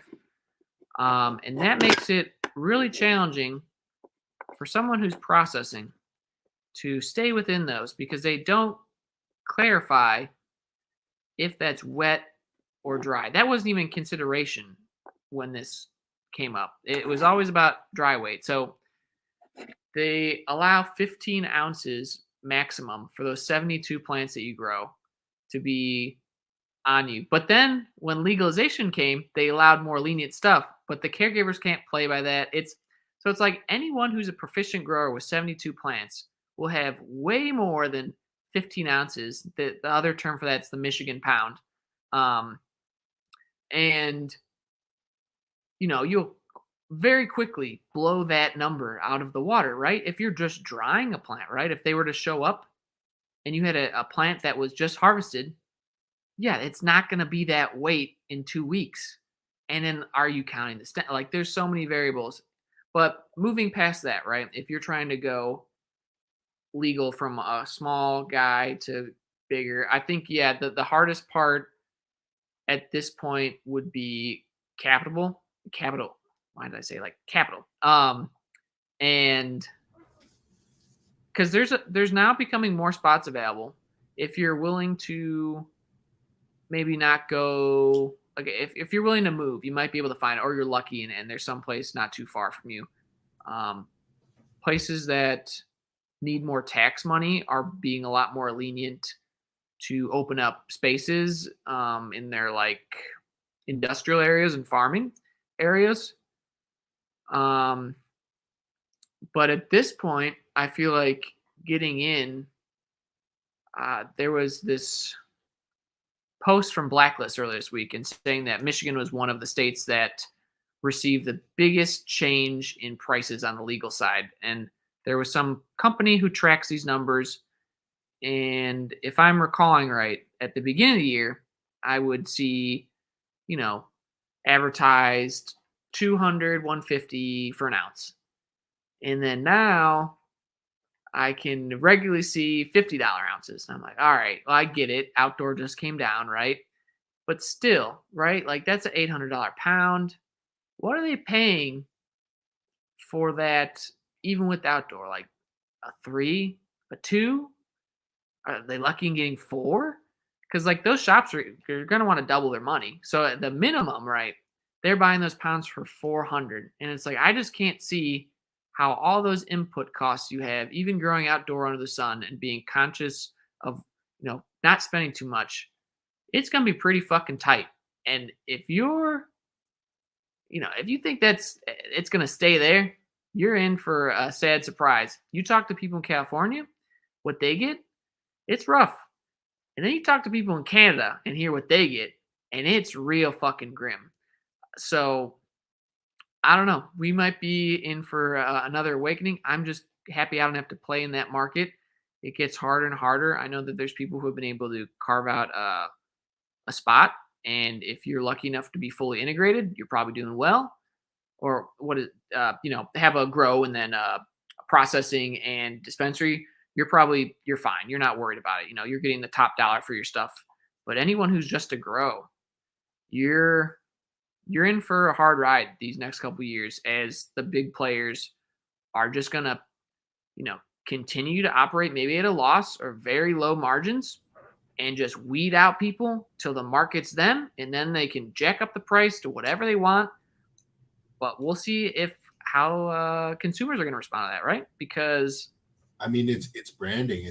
It's controlling your path to market. It's telling your story and getting consumers associated with you. I mean, it's the reason that I do these shows. It's that if we don't speak up and get the everyday consumer to understand where the actual quality is coming from, then it's just going to go to a shiny metallic brand, and then those farmers are going to get squeezed out, right? Like Purdue Chicken doesn't grow chickens. They lend money to farmers who have dreams of owning their own farms, and then they squeeze those farmers on chicken prices. And the more efficiently the farmer grows, the higher per pound that farmer gets, and they're all competing against each other on a sliding scale. And if we're not careful, that's where this is all going. And so having guys like you who are intelligent and really looked hard and had the access to capital to do and make the attempt into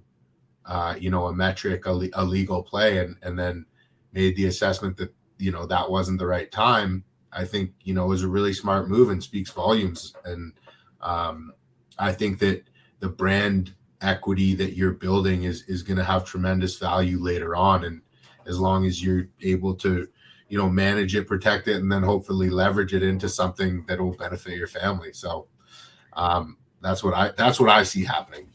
yeah, I mean, that side of the market will always be there, right? It's just, when would and will it make sense to go there, and how does that look, and where will the laws be, right? Like when that happens, because I don't really, at this current moment in time, I don't want to leave this property. If I could, I've already talked to the city council and tried to allow them to have a micro business license here, where essentially that would allow me to grow, process, and sell at a storefront here. But we're still a little too close to town, where we're at, that they weren't interested this year. Um, we're in like a transition area where it's 15 minutes from a Costco, but like right down the road, there's vineyards. So like, if we had a couple properties, a block down, right? Well, they might be more willing to listen to that request, but because of where we're at, it wasn't a fit for them this year. So we'll try again next year and keep maybe pushing that idea in their ears. My township hasn't allowed a single dispensary in yet, and I think it comes down to the city council members that are there and how they want their part of town to look. And we already have plenty of dispensaries in the city I live in. It's not like they don't allow anyone, but it's just the specific township I'm in, part of that city, they're not interested in going that path at this moment. Well, good for you for getting in there and meeting with them and pushing for change. Like, that's the only way it happens, man. And a Yeah. sweet boy like yourself, as Hannah would say from Mission Hill, would be absolutely the guy that's going to affect that change. So yeah, and I went in there not like, I said that I was a farmer at first too, and I dressed the part, right? I came in my overalls, I came in my dirty boots, and like came fresh from digging up something part of the garden. So I was like really trying to play it off like, and be, I'm not lying to them. It's like, I'm a regenerative farmer. I want to own a small like mom and pop business and be able to continue what we've been doing just on a small scale, and not really try to get too big and create something that's craft. And it's pretty nerve-wracking going up there and absolutely and talking to those people, because I don't know, they're much older than me, and they're in a political position essentially, and dealing with stuff on another scale. And it was just nice that they were willing to put that on the ballot with only going a few times, and at least humor me and talk about it and how that might look. And um You gotta go. You gotta go in with the right mindset. Like I remember setting up one of my first grows that was like in an industrial space and like making a real lease and things, and like like going to the city for a building permit on something, and then they're coming back and asking me something. And go to my dad. I'm like, oh, Dad, jigs up. They asked me for this. They asked me for this site plan. Like they know yeah, what I'm doing. And he's like, just give them the site plan, and you give them the site plan, and it works. And like it's just like you got to go in with the right mindset, and then hopefully good things happen. But I mean, they know you now, so that conversation is going to be that much easier next time. yeah, and we'll see how it all comes together as our state evolves with legalization. You never know what's going to happen. Like you could like literally save the like mayor of the township's daughter while she's crossing the street like tomorrow, and he'd be like, what do you want? Anything. And you'd be like, I just want to run a small micro business on my property. And he'd be like, done. Yeah, or like maybe someone has an ailment that they've been interested in cannabis but didn't have a source, or I don't know. You never know. Like RSO has been a really interesting way to connect with people who have legitimate things going on. Not that the people who smoke flower or rosin or melt aren't, but you just deal with a different set of people who are interested in buying RSO or interested in the topical market. So those have been some really great experiences and feedback from folks who you're really giving medicine to on a whole nother level. So, but yeah, I don't know. We'll see where this whole working with city council gets me. Maybe one day I'll get that opportunity. I'm excited, man. That's awesome. I wanted to ask you one more thing about your trip to California. Like, were there any specific profiles that jumped out at you as a maker that really surprised you or stood out that come to mind?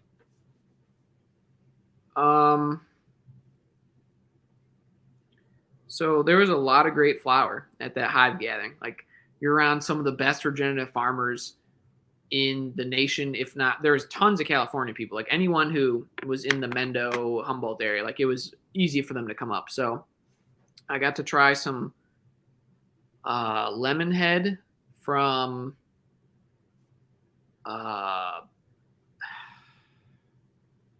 Daniel. What was his name? What was his farm's name? Mother Rock? But no, that's not right. I'm drawing a blank. Oh man, I feel bad that I can't give him the credit. It wasn't Lemonhead from Archive though. It was his Lemonhead, and it was based off the structure, not the smell.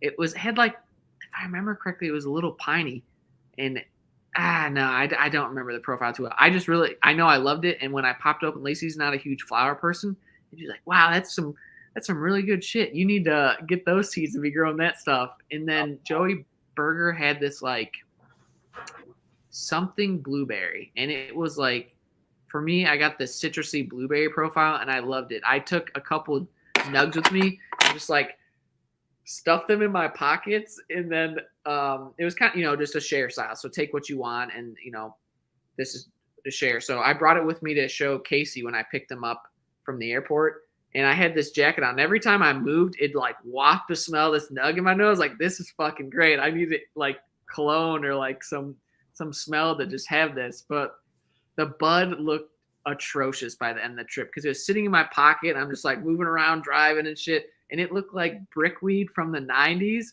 And that's not talking crap at all on Joey's growing, it was just because I just kept smashing it and it was in the wrong pocket. But those are probably the two flowers that stuck out.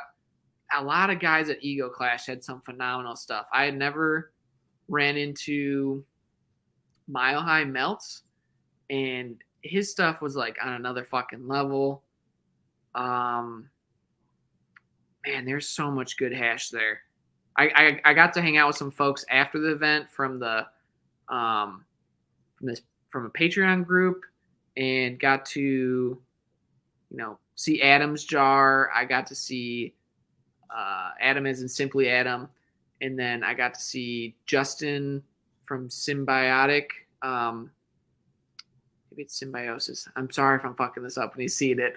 But I got to see his. I got to see Alex from Solventless Refinery stuff. I got to see Tom's. His freebooter smelled crazy. I think it was a strawberry guava cross. That's from Tom. And then the Justin sent me home with all these amazing like single gram pucks of like the Fruity Pebble OG, which he gifted me seeds that him and his buddy did a cross using a creme de grapaya male for my stuff. So we're growing that now. Very small plants and veg. His red pop. Oh man, there was so much good shit there. I'm sure I'm missing a ton of it. Adam from Mission Hill Melts got to show me his 710 labs stash that he brought back after visiting them at the headquarters, and unfortunately, his stash got misplaced at the event, and someone went home with some killer stuff. But everything he was showing me from that case was amazing. So there's too much good hash from that trip, and to name. I Alice and Flynn were at the Hive Gathering. Gil from Icewook and Amanda from Yashi Melts, I think is her current name. Yep. They were all at the Hive Gathering and busting out their stuff before the event. Not that I got to smell exactly what they submitted because most of us were competing against each other, but there was so much good shit. It was wild. Yeah, it was special. I mean, that's very cool. So I mean, what's up for TERPWIZARD this year? Like, what are you focused on coming into 2023? So I felt like we hunted a lot of fruit this last year. Looking back at photos, I believe we had our first round of flower in May, and I had sorted through my seed fridges recently and separate everything and did it into like the basic 5 categories that Kevin Jodry does. Like if I remember correctly, it's fuel, floral, earth. Yeah, and then I think he has citrus in there too, or like I don't remember exactly, but I broke it into like citrus, floral, earthy, fruity, and gas. Yeah. I mean, there's subcategories of everything. Oh, yeah, no, but that's how I divide it. And the 2 biggest boxes I had was fruity and gas. And I was like, shit, I dived a lot into fruit this year. So let's go into gas going next year. The reason behind doing fruit heavy this year is that's kind of what I was leaning towards, liking and smell, and felt like our market had a lot of gas, and I kind of wanted to veer away from that and set myself apart and see if I could find some profiles that I'm not seeing a lot on the market or available. And, going to more events this year than I have in the past, I'm seeing a lot more people have fruit now. So I'm like, all right, let's go back to gas and kind of try to explore those subcategories. Like I want to get, obviously we're hunting sour, but I'm looking for some more chemically stuff, like some astringency, some cheese. I'm going to hunt a little earth this year. I don't feel like that's something that a lot of people look for. It has to be really well done. Like just check all the boxes for people. And it's I don't know. I don't really have people searching that out on my end, but there is one strain in particular that we're running that checks the box for that now. And I'm trying to find something, maybe replace it or go deeper into that pack and see if I find a better representation. But it's mint coffee from Kaya, and that has some like earthy funkiness. And I almost got rid of the plant because no one was really giving me great feedback on it. And then the last 2 times it's gone out, I've just been like getting an insane feedback from people on there. Like, oh man, this shit's killer. I had a buddy who opened up the jar, and the other friend was like, what the fuck was that? It smelled amazing, stunk up the whole car. And, people were just giving me some great reviews on that. And to, kind of have that yin to the yang, throw in some earth or some gas and then have fruit. It's good to be able to have something a little different to keep your body guessing. 100%. It's good to have it. I think that every good grower kind of dreams of having that full stable of, a standout in every one of those categories to be able to, show up to the gathering to, or whatever that, whatever group that they want to get validation from. But yeah, I wanted to ask you, you've had a ton of achievements in the last few years. What would you say would be, your proudest achievement in cannabis in the last 5 years? Like, you've done quite a bit. What would you put the top at? well, I think for me, an obvious one is the DEM certification, because it's not something that happens overnight. You work towards it for a very long time, and at the shortest amount of time you get is a year, which is a good amount of time for people to put into it. But from the time I found out about them to the time we got certified was probably somewhere in the 3-year mark. So, 3 years of working towards that, that's like getting a degree in some sense. Like, people go to school for about that amount of time.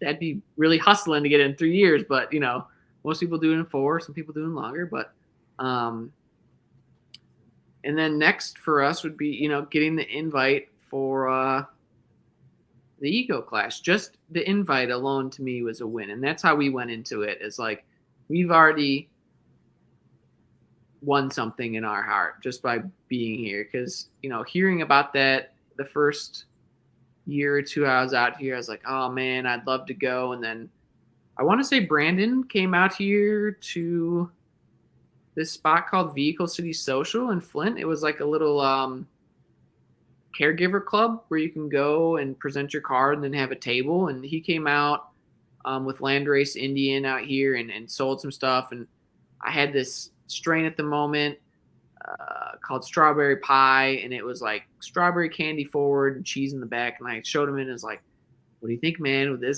Would I be able to compete with something like this? It's like, you're getting there. And I was like, all right, at least I'm pointed in the right direction. So to be able to 2 years later get invited from him, and the story behind that was really something special in itself.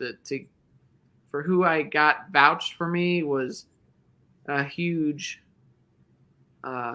compliment. I met Cuban at the Smoking Jacket. I've had no excuse to run into him ever before, and that was the one time I got to say hey. And for me, I like to, when I meet someone that I respect, I like to bring them something to show my appreciation, but also maybe have them remember me, right? So like, I'm, as a beekeeper, I have honey, and I make seeds, and obviously we all make hash. So getting some hash is great, but I'm sure you got a lot of hash at that event. But I talked to him before, and I was like, hey, are you into hot sauce? He's like, nah, I don't really, that's not my thing. It's like, well, how about honey? He's like, so then I start talking about honey, and I didn't realize this, but Cuban's like really into fucking honey. Like, that guy gets into shit. And he's like, oh yeah, I like trying all these different honeys in my town. And he's got like his honey plugs. I'm like, oh fuck, okay, cool. Like, I can talk to him. So I brought him a nice big jar of honey, and then, maybe talked to him once or twice. And then like the week before, maybe a couple days before we leave, I post a picture of some melt we did with rainbow belts. And it was probably some of the best stuff we made, right? And it greased up perfectly in the jar, showed the before and after, and he's like, that looks really fucking good, man. I was like, well, coming from you, that I couldn't ask for a better compliment. And he was nice enough to kind of vouch for us, and I think ultimately that's why we got to go. I didn't ask him to do it. He said, I know you're doing killer stuff, I respect what you're doing, and I hope he's okay with me sharing that story. But yeah, he vouched for us, and that's, I think, what ultimately made the difference. But to go back to the other thing, if I had to do top 3, the other achievement in cannabis space would be, to know when to pull back and also to go forward. The stepping back and staying small and not getting beyond my means, and really evaluating what I wanted for my long-term goals. And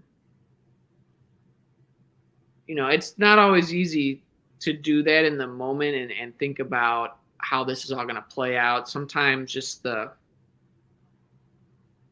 you got this engine in motion, right? And you're feeding coal into it and you're going and you're on this track, right? You're not maybe thinking about what's ahead. You're just like, let's just keep going full blast ahead.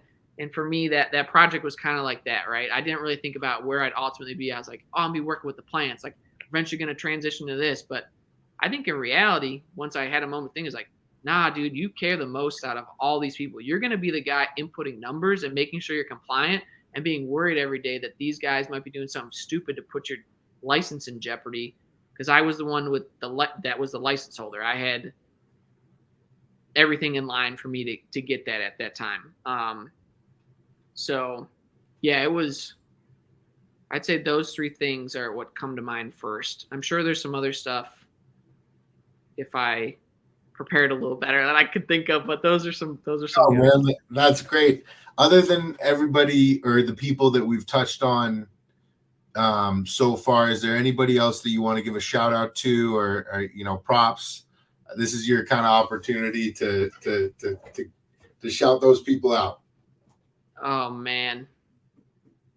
First off, let me say sorry if I missed anyone. That has been a crucial part to me getting here. Let me try to think about this from the beginning, right? Like from the start of my journey to now. First off, I got to shout out Nicotine, right? Because he was one of the first companies that I got to try melt and ultimately inspired me in a roundabout way to be here. Because he offered stuff at the store that I could get that was of such high quality, it inspired me that I can do this myself. I got to shout out him. Any of the guys who I worked with in the past, I don't want to directly name because I don't know where they're at, essentially. I really appreciate anyone who I've worked with that, has been a mentor. Let's go back to Chandler, Jet House, and Nick Risden from Lime Rising. Like, I need to shout out those guys for sure. They were a huge part of me getting certified. I got to shout out my guys who work with me. I know this is going to be a little bit of a long one, but I'm trying to make sure I cover all my bases. But Casey, Hunter, and Mitchell, those guys work extremely hard with me to make the dream that I want to see this brand, persona, Instagram name, however you want to put it. They help me get to where I want to be. They help me transform these thoughts I have in my mind to become reality. So I gotta for sure give a huge shout out to them. You know, I definitely need to say something to thank my partner too for putting up with all my bullshit and keeping me level headed. She works as a yeah, psychiatrist, and her hard days are much different than mine, and she really keeps me in check for a better life balance, and maybe to realize the things in the garden maybe aren't as bad as you think they are, because there's people really dealing with some stuff and having some hard days, and she's got to help them wrap their head around those and get to a much better space. Um, my parents being so supportive, man, I'm sure there's so many others. Bro, you've done a killer job. Probably the best to date on the show. Just being well, that's flattering. I mean, I know, like I said, I know I could go on and on, but like those are the few. Once again, sorry to anyone who I didn't mention. I got a lot of friends who've been great inspiration too. Adam and Hannah from Mission Hill Melts, they've been really nice about giving me ideas of how to progress as we transition from, getting these different stages in where TERPWIZARD is at the moment. Simply Adam, he's helped me get better at making melt, and Tom from Humphrey Hashish, and a couple of the local guys, Organi Melts, Chase. Chase helped me build out my new space. I don't know if he's talked about that at all, but he essentially was the contractor. So I literally wouldn't have this grow without him. That's cool. Yeah, I don't know. I mean, like I said, I could keep going, but we'll stop with the thank yous there. I'm definitely very grateful for anyone who's helped me along the way, and I hope that's been conveyed to them.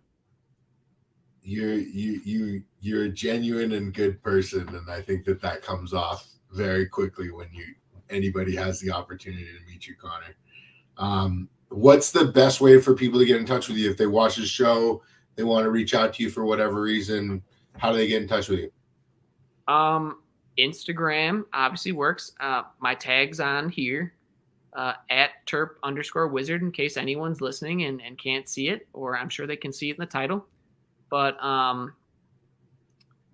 we're about to launch a website in the next week. So I think there's going to be a couple ways to contact us on there. It's going to be our DEM certification name. So I process and grow indoors under TERPWIZARD. We're going to process our outdoors under TERPWIZARD, but our homestead name is Plant Magic Homestead. So the website will be there. If you want to figure it out, eventually be in the bio on our Instagram, and I'll make a post about it. But keep an eye out for that one, and we'll be releasing the new blueberry watermelon melon bread line on there, and a couple of the oldies. I think I saved a few where I can re-release some things, and but yeah, those would be the probably two best ways, unless we're at an event. Just come by and say, hey, I'd love to talk to anyone. That's so awesome, man. Well, I appreciate you taking the time. I appreciate you coming on the show. Yeah, man, it was really cool getting to chop it up and hear your story.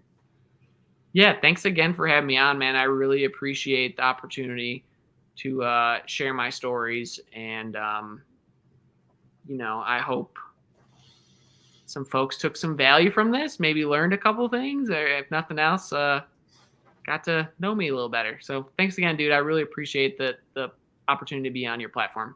No worries, brother. Hope everybody enjoyed. Don't forget to like and subscribe.